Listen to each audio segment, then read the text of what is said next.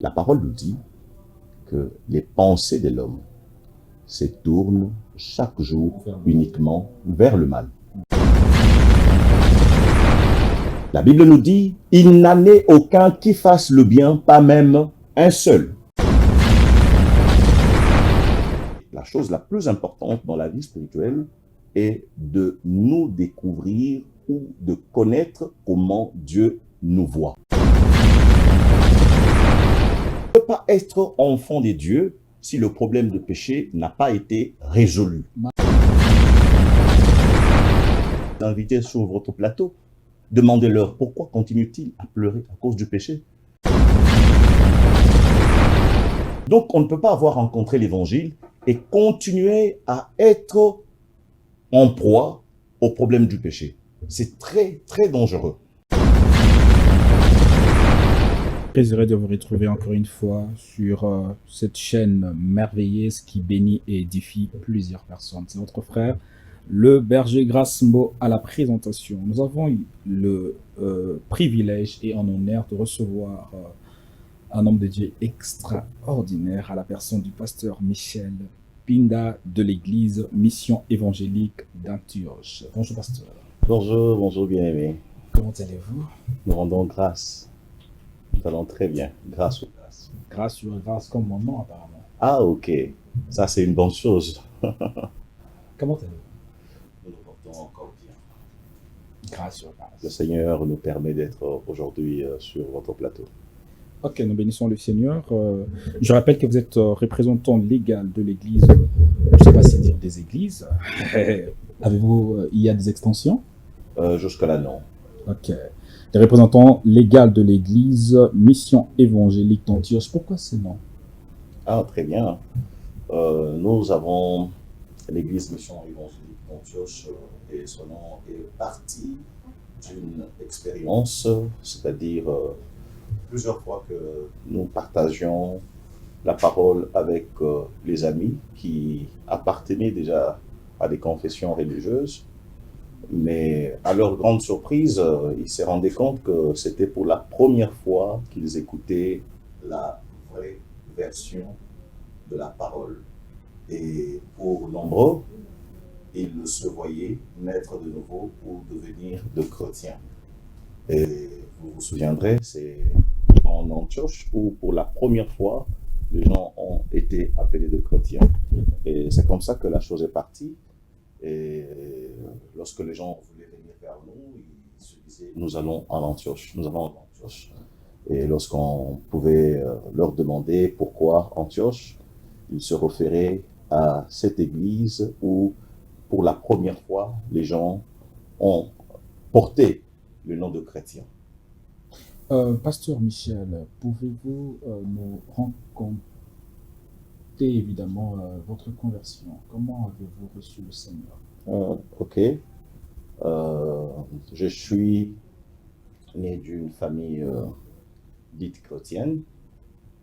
Depuis ma naissance, ma venue dans ce monde, nous avons été conduits comme tout enfant à l'église où nous avons pris le temps de suivre le cursus de tous les enfants des chrétiens. Ok. Nous avons été à l'écodime et tout, on a grandi dans ce secteur-là.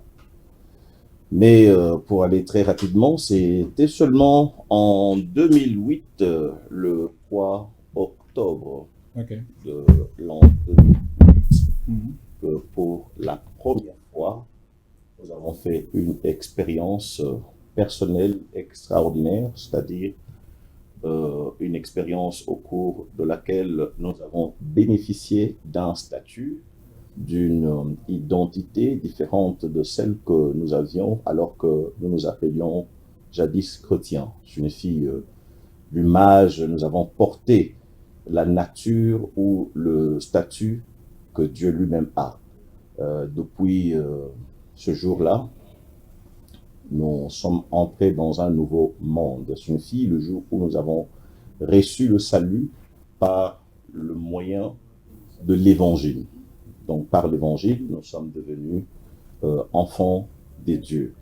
Alors qu'avant, on fréquentait aussi l'église, mais on ne s'était jamais rendu compte du danger que nous courions. Nous appelons de chrétiens. En même temps, nous confessons aussi des pécheurs. Alors, lorsque nous avons su pour la toute première fois, c'est que Christ avait effectivement fait, chose que nous racontions l'autre fois, mais maintenant, nous sommes en face de cette vérité indiscutable. Nous ne pouvions pas résister face à cette vérité. Toutes les armes ont été déposées pour ne croire qu'en ce que Christ a fait pour nous. À l'attente de vos propos, j'ai comme l'impression qu'on peut fréquenter l'église sans être chrétien. Évidemment, et c'est ce que nous vivons aujourd'hui. Ce n'est pas parce qu'on s'appelle chrétien qu'on l'est, hein, n'est-ce pas? Être chrétien ou devenir chrétien, c'est une expérience. Il faut passer par quelque part pour le devenir. Ce n'est pas parce que je viens d'appartenir à une confession religieuse que je peux m'appeler d'office chrétien et les autres me considérant comme leur frère, étant encore enfant de Satan, se disant chrétien. On ne peut pas être enfant de Satan et être un chrétien. Ce n'est pas. Ok. Waouh! Est-ce qu'on peut acclamer le Seigneur? Nous bénissons le Seigneur pour votre brillante intervention. Homme de Dieu, nous allons explorer une merveilleuse thématique qui va certainement bénir plusieurs personnes. Ok. Quelle différence faites-vous entre le tabernacle céleste et terrestre? En tout cas, c'est très bien. Le tabernacle céleste et le tabernacle terrestre. Ok. La différence est que le tabernacle céleste est utilisé par celui qui vient du ciel, alors que le tabernacle terrestre est utilisé par ceux qui sont terrestres. Lorsque vous regardez une fois Dieu qui a invité Moïse sur le mont Sinaï, où il a passé avec lui 40 jours, 40 nuits, où il a reçu les instructions des dieux, les commandements des dieux. En les recevant, Dieu, par cette même occasion, lui a aussi montré le tabernacle céleste et lui a demandé de faire ce qu'il a vu, ce que Dieu lui a montré, qu'il fasse cette réplique sur terre. Et Moïse a pris toutes ces instructions avec toute précaution et il a fait comme Dieu le lui avait dit sur terre. Du coup, nous avons deux tabernacles, celui qui est céleste et le tabernacle terrestre. Alors, comment reconnaître un tabernacle terrestre? C'est la grande question à se poser. Moïse n'est pas là. Oui. Alors, devons-nous aller dans le temple pour bien reconnaître le tabernacle terrestre? Ou qu'est-ce qu'on peut faire? Oh non, nous ne sommes plus au temps du tabernacle terrestre. Les choses ont changé. Merci pour cette explication. Oui, les choses ont beaucoup changé, évolué. Nous sommes au temps où Dieu a fait passer son peuple, le tabernacle terrestre, pour le tabernacle céleste, celui que Moïse avait vu. Donc, le tabernacle terrestre avait ses rites et avait ses explications. Par le tabernacle terrestre, Dieu voulait nous expliquer et explicitement comment il pardonnait le péché. Comment il pardonnait le péché. Donc, depuis l'Ancien Testament, Dieu était en train de nous montrer les images sur ce qu'il projetait venir afin de mettre fin définitivement au problème du péché. C'est comme ça que nous avons le tabernacle terrestre qui est très important, qui est très bénéfique pour une étude de tous afin de connaître comment Dieu résout le problème du péché. Le concept tabernacle a-t-il, je veux dire, tabernacle a aussi une influence dans votre vie personnelle? Si je peux poser cette question. Permettez-moi Le, pour cette curiosité. le tabernacle terrestre, Je dis céleste. oui, le tabernacle céleste, bien sûr. Mais moi, j'ai appris où Dieu a commencé par apprendre au peuple le tabernacle terrestre pour shifter, pour arriver à la bonne compréhension du tabernacle céleste. On vous écoute, homme de Dieu. Alors, lorsque vous demandez si c'est possible que ce tabernacle céleste ait de l'impact, de l'influence sur notre vie. Particulièrement votre vie. Bien évidemment, je venais de vous le dire dans mon entrée. Okay. Lorsque nous parlons du tabernacle céleste, le tabernacle céleste, c'est Jésus-Christ lui-même qui est venu dans le monde pour une mission. Qui est venu dans le monde pour une mission, et l'impact ou l'influence de ce tabernacle est que lorsque ce tabernacle, je l'ai vu, je l'ai rencontré, par ce tabernacle, j'ai reçu la rémission éternelle de mes péchés. Chose que je ne pouvais pas hier témoigner. Aujourd'hui, en rencontrant le tabernacle céleste, Dieu, par Jésus-Christ, a résolu le problème de mes péchés de manière définitive. Donc celui qui a rencontré le tabernacle céleste, il aura le même témoignage que nous. Signifie, il aura le problème de ses péchés résolus. Tentez-vous d'appeler Jésus-Christ le tabernacle céleste? Pas que nous tentons, mais c'est par rapport à votre explication. Pas que nous tentons. Nous sommes venus apprendre. Bien sûr. Exactement. C'est Jésus-Christ lui-même qui est le tabernacle céleste. Lorsque vous voyez, vous regardez le livre de Hébreux chapitre 10, le verset 4 et 5, nous voyons ce que Jésus est en train de dire. Il montre pourquoi Dieu a résolu l'envoyer dans le monde. Parce que pour en arriver là, nous devons d'abord connaître le rôle du tabernacle. Exactement. Le tabernacle avait pour rôle, le tabernacle terrestre avait pour rôle de réconcilier l'homme avec Dieu. Quand on parle de la réconciliation, c'est qu'il y a eu un conflit. N'est-ce pas? On ne peut pas parler de la réconciliation sans qu'il y ait eu au préalable un conflit, n'est-ce pas? Exactement. Et alors, nous avons besoin de quelques éléments pour que nous puissions avoir ou bénéficier du pardon de nos péchés. Nous avons le premier élément qui est le pécheur lui-même, celui qui a transgressé l'un des commandements de Dieu. Deuxièmement, nous avons besoin du sacrifice. Le pécheur, celui qui a transgressé l'un des commandements, doit s'amener au tabernacle avec le sacrifice.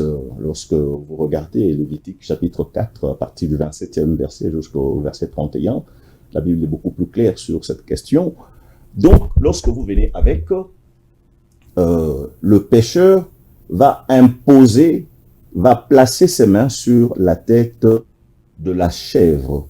Et cette chèvre doit être une chèvre qui n'a pas de défaut. Et le troisième élément, c'est le sacrificateur devant qui le pécheur doit faire cela. C'est seulement après que la main soit mise sur la tête de la chèvre que la tête de la victime devra être coupée et le sang devrait couler.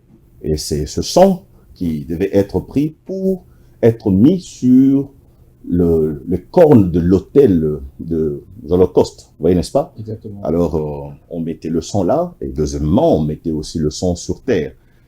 Ici, sur les cornes, il y avait ce qui était écrit sur les cornes. Les péchés étaient écrits avec le biran de diamant, et lorsque Dieu regardait, il voyait le péché, et lorsqu'on mettait le sang, lorsque Dieu regarde, Dieu ne voit plus la mention péché, mais qu'est-ce qu'il voit? Il voit le sang, n'est-ce pas? Dieu regarde, il voit le sang. Et quand il voit le sang, celui pour qui cette bête est morte bénéficie de la pureté, bénéficie de la justice. Et il peut rentrer chez lui sans le péché avec lequel il était venu. Et cela se passait comme cela. Lorsque on péchait, on venait, et avec le temps, Dieu a fait passer cette période de l'expiation de péché individuel et journalier à l'expiation de péché annuel et collectif, jusqu'à ce qu'un jour, Dieu a résolu alors envoyer son agneau, envoyer son fils comme victime expiatoire pour les péchés de l'humanité, le péché du monde. Vous verrez comment Jean-Baptiste l'a appelé l'agneau de Dieu qui ôte le péché du monde. Donc, celui qui devait mettre le sang de l'agneau qu'il est sur les cornes de l'autel céleste, c'était seulement celui qui venait du ciel. Celui qui est de la terre ne pouvait pas mettre le sang sur les cornes de l'autel du ciel. Donc, l'enseignement sur le tabernacle est d'une très, très grande importance, et même tous ces ustensiles, lorsque vous voyez. Donc, le tabernacle en entier, pièce après pièce, explique Jésus-Christ, nous explique la vie spirituelle, et voilà. Mais je me dis, la Bible dit ceci. Je pense Galates chapitre 1, le verset 6. Oui. Je m'étonne de ce que vous détournez si promptement à celui qui vous appelle par la grâce pour passer à notre évangile. Non pas qu'il y a un autre évangile, mais il y a des gens qui vous troublent et qui veulent renverser l'évangile de Christ. Même quand un ange viendra vous annoncer un autre évangile que ce que nous vous avons prêché, qu'il soit anathème ou maudit. Vous êtes un prédicateur. À l'attente de vos propos, comme l'impression que je discute avec un docteur. J'ai même envie de vous appeler docteur, mais par la présentation, on m'a écrit prophète et pasteur. Le message du tabernacle, Oui. avec l'évangile, y a-t-il quelque chose qui unit, je ne sais pas quoi moi, ou n'êtes-vous pas venu pour ajouter quelque chose dans l'évangile? Si ce n'est pas le cas, par rapport à votre explication sur cette merveilleuse thématique, qu'est-ce que les gens peuvent comprendre et quelle est la quintessence de ce qui se cache dans votre message? Non, il n'y a rien qui se cache de particulier, seulement présenter le message comme il est et comme Dieu voudrait qu'il soit présenté. Le texte de Galates que vous avez évoqué est beaucoup plus clair sur cette question, n'est-ce pas? C'est l'apôtre Paul qui parle. Il dit qu'il s'est étonné que les gens puissent passer. Donc, Paul, comme prédicateur de l'évangile, pendant qu'il prêche, après lui, il y a d'autres gens qui viennent aussi prêcher. Et ce qu'il prêche est différent de ce que lui a prêché. Alors, il met en garde ceux qui l'ont écouté, qu'ils puissent écouter un autre évangile. Il n'y a pas deux évangiles, il n'y a pas deux Christ. Lorsqu'on parle de l'évangile, vous avez même fait appel à cette thématique, lorsqu'on parle de l'évangile, on parle de Christ, on parle de celui par qui nous retrouvons la communion, nous retrouvons cette union avec Dieu qui était brisée à cause du péché, n'est-ce pas? Donc il n'y a aucune différence entre l'enseignement de l'évangile ou l'évangile avec le tabernacle.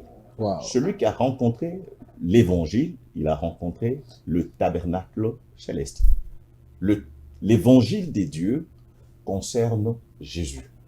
Vous voyez, lorsque vous lisez Romains chapitre 1er, à partir du premier verset jusqu'au 3e verset, la Bible est beaucoup précise La Bible nous montre l'évangile pour lequel l'apôtre Paul avait été mis à part. Cet évangile est l'évangile qui concerne Jésus. N'est-ce pas? Okay. Or, lorsqu'on parle de Jésus, c'est lui le Fils de Dieu. On parle de Jésus, nous devons connaître, qu'est-ce que nous devons apprendre ou connaître de Jésus? Okay. Matthieu chapitre 1er, le verset 21, nous le montre. La mission ultime de Jésus dans le monde est de trouver la solution définitive au problème du péché. N'est-ce pas? Okay. Donc, on ne peut pas être enfant des dieux si le problème de péché n'a pas été résolu. C'est impossible que l'on devienne fils de Dieu, fille de Dieu, ayant encore le problème du péché non résolu. Mais, qu'est-ce qu'on constate? Beaucoup de gens parlent de Jésus, mais ils pleurent aussi encore à cause du problème du péché. N'avez-vous jamais écouté les gens pleurer à cause du péché? C'est la grande question que l'on se pose. Beaucoup de gens pleurent à cause du péché. Il faut leur poser la question. Lorsque vous les invitez sur votre plateau, demandez-leur pourquoi continuent-ils à pleurer à cause du péché? Mais sur les murs des assemblées, qu'est-ce qui est écrit? Église évangélique, mission évangélique, tout ça. Quand on parle de l'évangile est une puissance des dieux pour le salut. Quand on parle du salut, on sous-entend le danger dans lequel l'homme est. Okay. L'évangile vient nous sauver. Okay. L'évangile vient nous sauver. Donc, on ne peut pas avoir rencontré l'évangile et continuer à être en proie au problème du péché. C'est très, très dangereux. Pasteur, je ne sais pas s'il y a une contradiction par rapport à ce que vous dites et oui. à la pensée de l'apôtre Jean. Oui, qui dit quoi? La Bible dit dans 1 Jean chapitre 1er, le verset 6, la Bible dit « Si nous disons que nous sommes en communion avec lui, que nous marchons dans les ténèbres, nous mentons. » C'est ce que la Bible dit. Oui. Et nous ne pratiquons pas la vérité.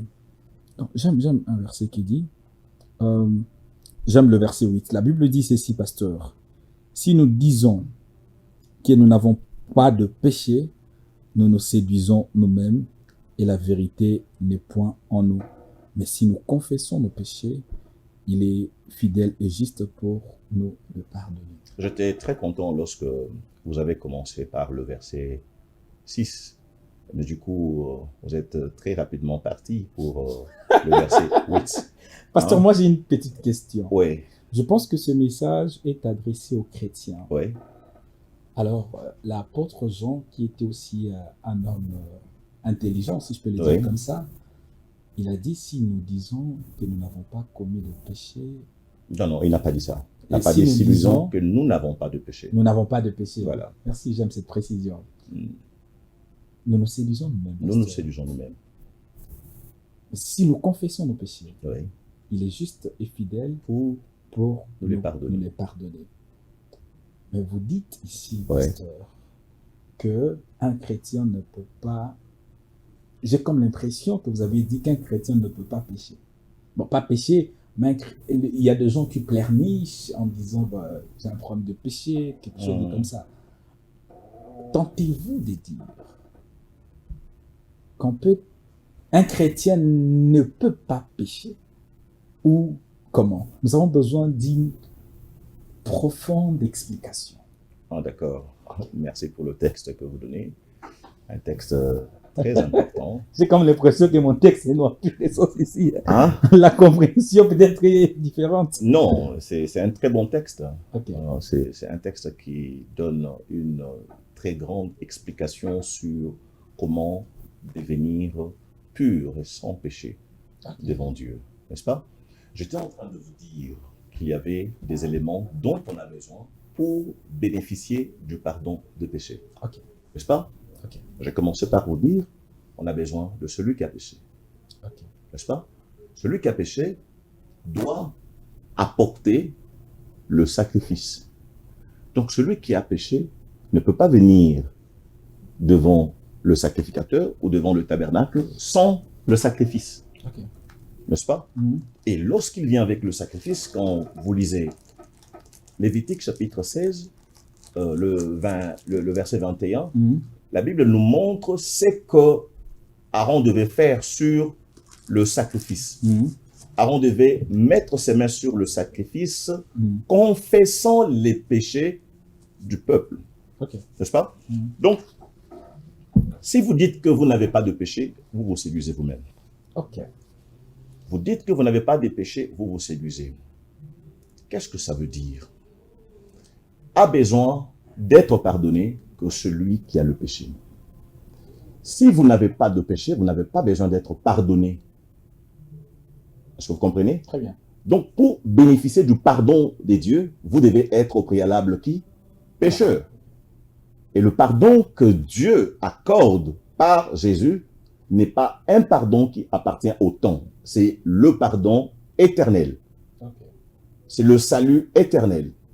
Alors, peut bénéficier de ce pardon que celui qui se voit entièrement pécheur. Je me vois pécheur. Lorsque je me vois pécheur, je dirais comme l'apôtre Paul, qui me délivrera de ce corps. N'est-ce pas? Il y a un moment où il a dit ça. Quand est-ce qu'il a dit ça? Lorsqu'il s'est vu entièrement dans le péché. Quand il a vu que de lui, aucune solution pour mettre fin au problème du péché pouvait sortir. Il a vu que tout ce qu'il fait, c'est ce qu'il n'aime pas.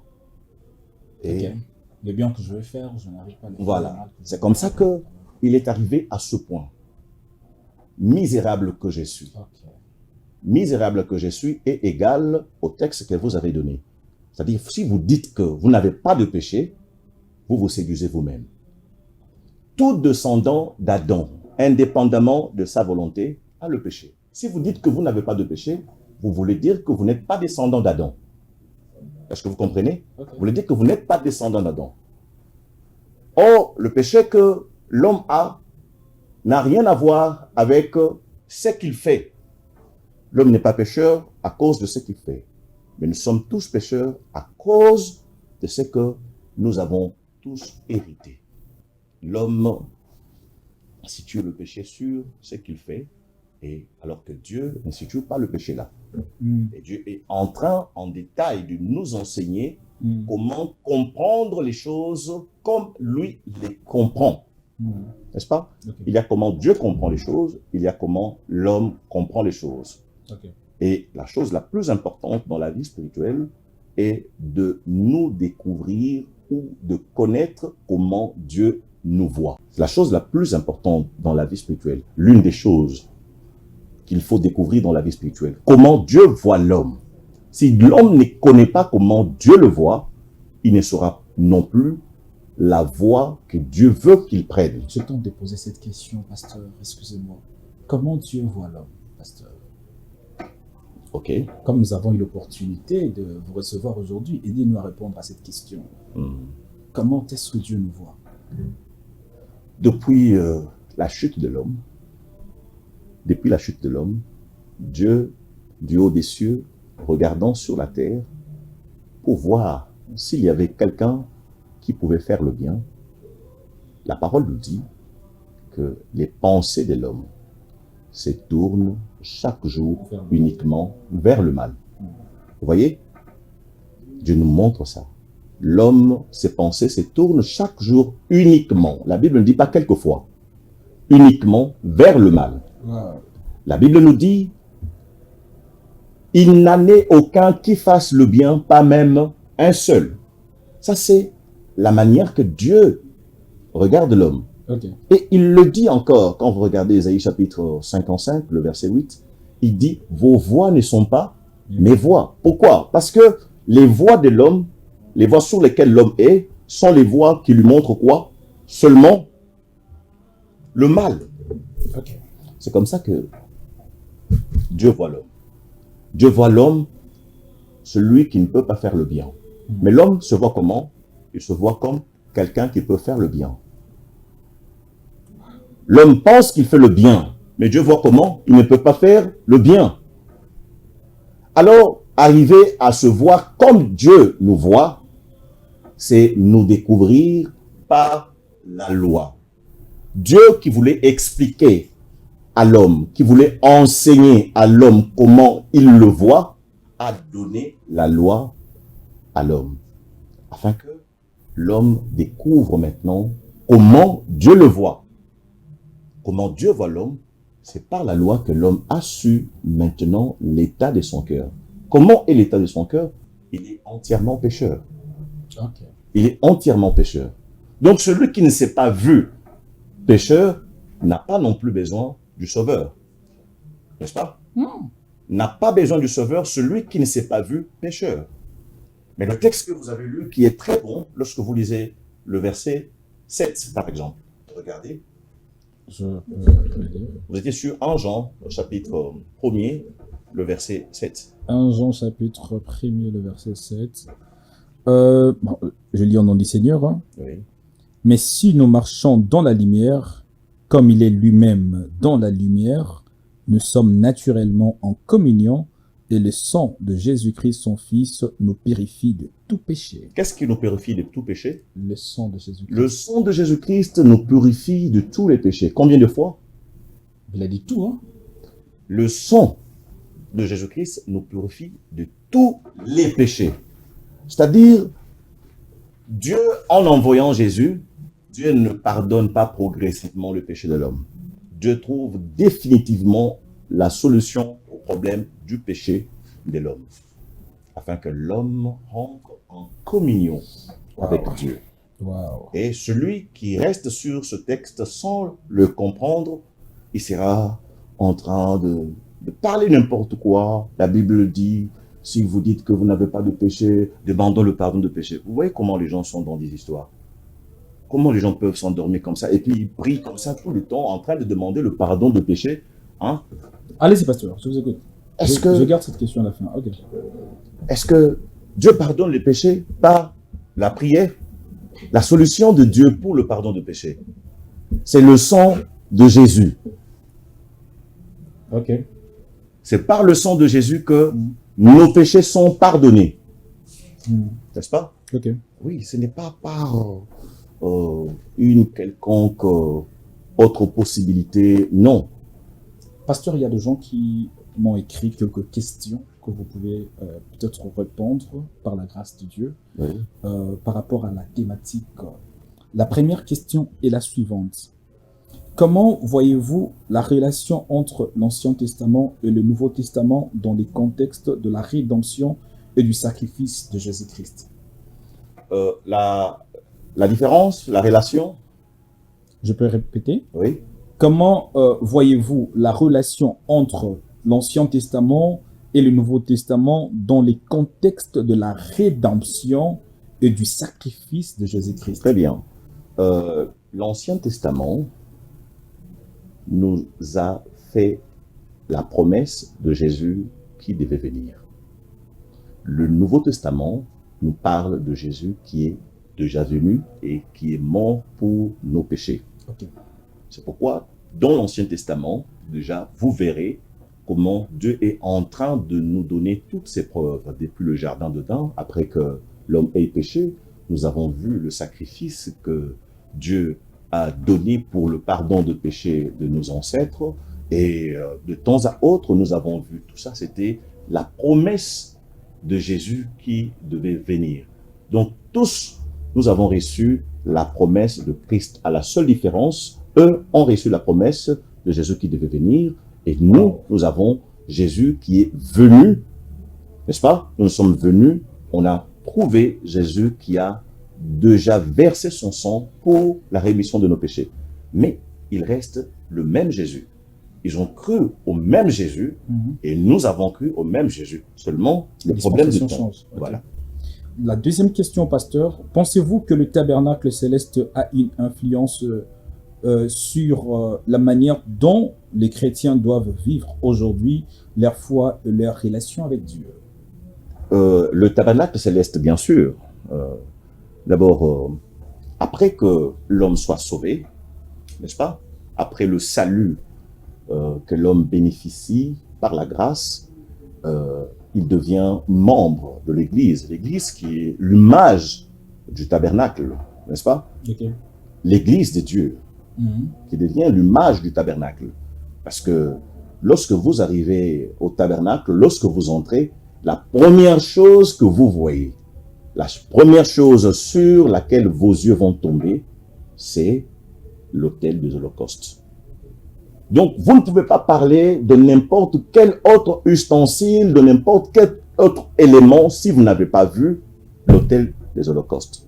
Donc, une fois que la porte s'ouvre, vos yeux sont sur l'autel des holocaustes. Et sur l'autel des holocaustes, c'est là où le problème du péché prend fin. La vraie Église, aujourd'hui, qui est l'image du tabernacle, lorsque vous la rencontrez, la première chose qu'on vous prêche, la première chose qu'on vous montre, c'est comment Dieu pardonne les péchés. Donc, on ne peut pas devenir enfant de Dieu si on n'est pas passé par là. Donc, ça devient impossible, complètement. Vous êtes très fort, pasteur. Vous êtes très fort. Non, pasteur. non. Par la grâce de Dieu. Nous regardons ce que Dieu dit. Vous êtes très fort, pasteur. J'apprécie. C'est moi. Ah, d'accord. Merci. Évidemment, je suis en train d'apprécier la grâce que Dieu... Vous expliquez bien des choses, pasteur. Permettez-nous d'acclamer le Seigneur pour la vie de son serviteur. Pasteur, il y a des gens qui vous apprécient énormément, qui nous ont posé quelques questions. Pourquoi est-il important de comprendre la symbolique du tabernacle pour les croyants d'aujourd'hui? Oui. C'est sa question. Oui, je crois que c'est une question à laquelle j'ai répondu il n'y a pas longtemps. Oui, il est important. Le peuple d'Israël avait reçu. Et nous croyons que lorsque, parce qu'il faut comprendre l'ancienne, la nouvelle alliance sur l'ancienne alliance. Et moi, je comprends encore l'ancienne alliance sur la nouvelle alliance. Ça, c'est qu'on pénètre, en fait. Donc, si nous avons appris sur les différentes étapes, les différents niveaux que Dieu a utilisés pour la rédemption de l'homme, nous serons très reconnaissants du salut que nous avons bénéficié par le corps de Jésus-Christ, qui est l'image de ce rideau du temple qui était déchiré. N'est-ce pas? Oui, c'est ce corps de Jésus qui devait être déchiré sur la croix. Pasteur, dans cette émission, il y a une étape qui est intitulée « Pasteur en danger ». Pasteur en danger. C'est-à-dire? Il y aura des questions un peu difficiles de la Bible, mais permettez-nous, excusez-moi, de vous poser quelques questions. Mais avant d'y arriver, qu'est-ce que les enfants de Dieu peuvent retenir par rapport à cette merveilleuse thématique? Oui, nous sommes reconnaissants à Dieu que notre frère Grâce nous ait reçus. Et par cette occasion, nous voulons lancer cet appel à tous ceux qui nous suivent. Je crois par la grâce de Dieu que ceux qui ne sont encore pas enfants de Dieu le deviendront en écoutant l'évangile. Donc, ne croyez pas en n'importe quoi. L'évangile est encore très disponible. Si vous croyez en ce que Jésus-Christ a fait, vous bénéficiez de sa justice. Une justice qui n'a aucune relation avec les œuvres de l'homme. Aucune relation avec les œuvres de l'homme. Si seulement nous croyons en ce que Christ a accompli sur la croix. La Bible nous montre qu'il est mort, c'est pour nos péchés qu'il est mort, il est ressuscité, c'est pour notre justification. C'est le message que nous pouvons lancer à tous ceux qui nous suivront.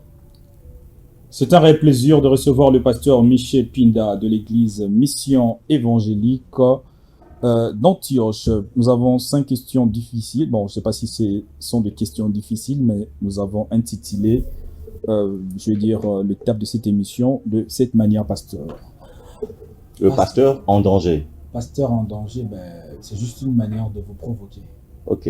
Pour que vous répondiez de manière sage. Donc, on n'est pas obligé de répondre à toutes ce sont des questions que vous appréciez beaucoup.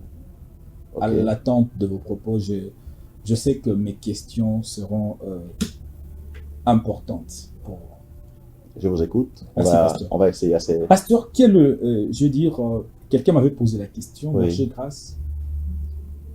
Quel est le danger d'un chrétien qui n'écoute pas régulièrement le message de l'évangile?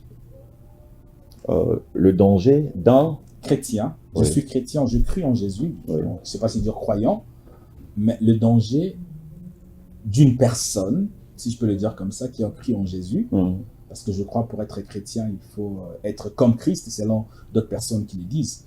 Le danger d'un enfant de Dieu qui n'écoute pas régulièrement le message de l'évangile. Quand je parle de l'évangile, vous comprenez de quoi je suis en train de parler, parce que tout homme qui prêche ne prêche pas forcément l'évangile. Il ne prêche pas l'évangile. Alors le danger d'un enfant de Dieu qui n'écoute pas régulièrement le message de l'évangile. Ok, écouter régulièrement l'évangile, ça donne la force de prêcher. Plus on écoute, plus on est poussé à prêcher et on se souvient de ce que l'on était avant que l'on ne soit sauvé. Celui qui n'écoute pas l'évangile, il n'aura pas la force de prêcher.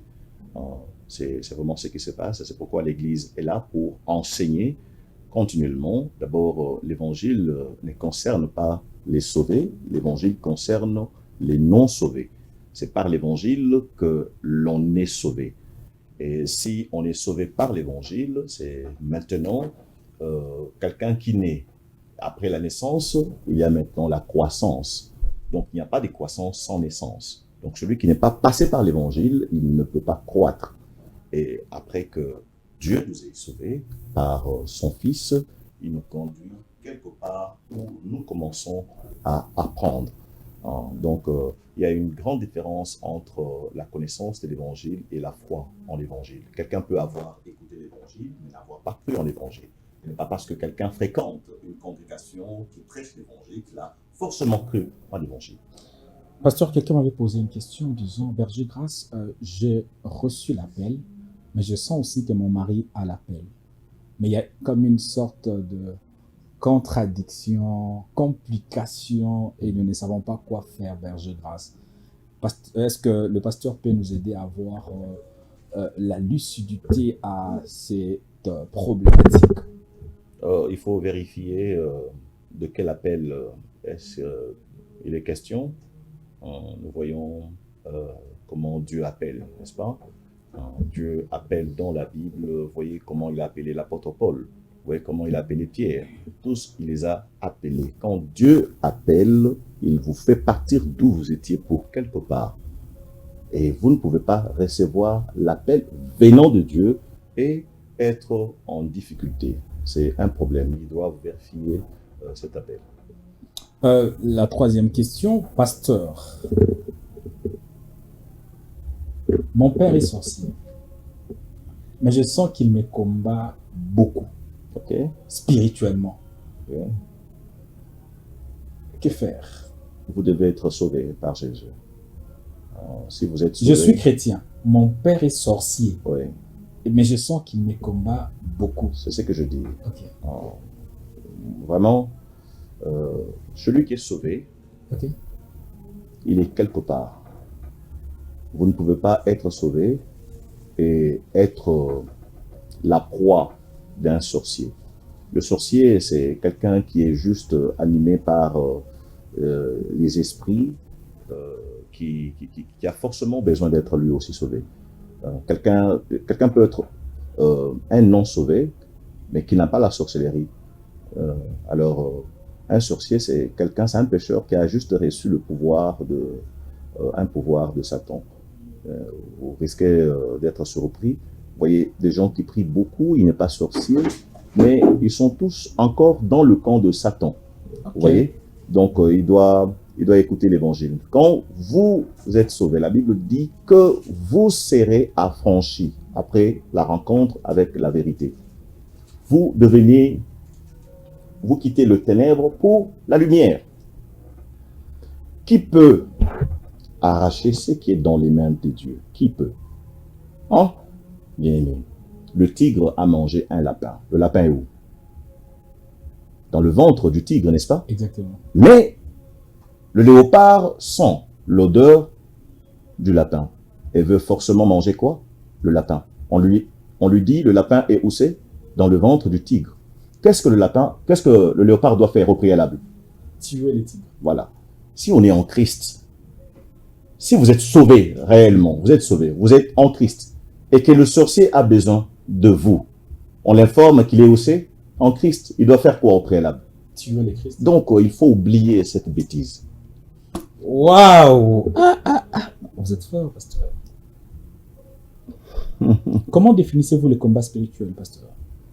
Le combat Spirituel. spirituel. Tant bien même d'autres personnes disent le combat de la foi ou quelque chose comme ça. Mais moi, je pose la question sur les combats spirituels, pasteur. Oui, c'est le combat des pensées et de la parole. Il y a ce que la parole dit et ce que les pensées nous communiquent. N'est-ce pas? Et il faut vaincre toutes choses par la parole. Oui. Waouh, la dernière question. Un pasteur peut bien commencer et mal finir. Un pasteur, Peut bien commencer et mal finir. Je ne sais pas ce que vous appelez mal finir. Dieu ne Parlons de finit, l'apostasie. Dieu ne finit jamais mal ce qu'il a commencé. Parlons Dieu de ne l'apostasie, pasteur. Dieu ne finit jamais mal ce qu'il a commencé. L'usage de tout outil dépend de l'utilisateur. Qui vous utilise? Si c'est Dieu qui vous utilise et qu'il vous dépose, c'est bien ou c'est mal? Il ne nous impose pas, pasteur. Hein? Il ne nous impose pas à Je dis faire bien, autre chose. l'usage de l'outil dépend de qui? De l'utilisateur. De l'utilisateur. Vous êtes l'outil entre les mains de qui? C'est la grande question. C'est vous qui utilisez Dieu ou c'est Dieu qui vous utilise? Il a aussi besoin de notre disponibilité. Hein? Je me mets à la porte, je frappe. Si quelqu'un entend ma voix et ouvre la porte, j'entrerai. Voilà, c'est Dieu qui conduit à la repentance. Je crois que très prochainement, nous allons aborder des questions d'une profondeur. Pasteur, je crois que nous sommes bénis. Nous sommes fortement bénis par votre brillante intervention. C'est moi qui suis content. L'adresse de l'église pour que d'autres personnes vous contactent, est-ce qu'on peut... Ah, notre église est sur le boulevard Lumumba. Vous connaissez le siège du parti politique Palou avant d'arriver à Des Bonhommes. Ok, Il y a une grande école, école Mboukou. je connais. C'est au sein de cette école que nous nous réunissons. Merci beaucoup, pasteur. Je vous remercie, bien-aimé Grâce. Que Dieu vous bénisse Que vous bénisse abondamment autant. et que le Seigneur vous garde. Amen. Merci. C'est un réel plaisir de recevoir aujourd'hui le pasteur Michel avec moi. Je vous dis bonne suite des programmes.